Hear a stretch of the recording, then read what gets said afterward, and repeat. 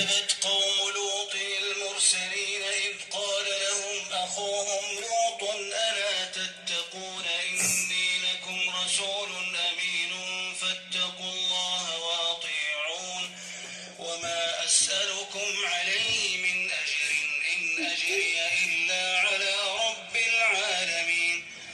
أتأتون الذكران من العالمين وتذرون ما خلق لكم ربكم من أزواجكم بل أنتم قوم عادون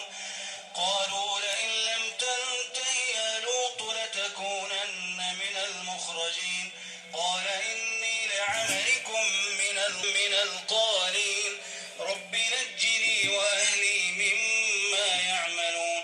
فنجيناه وأهله أجمعين إلا عجوزا في الغابرين ثم دمرنا الآخرين وأمطرنا عليهم مطرا فساء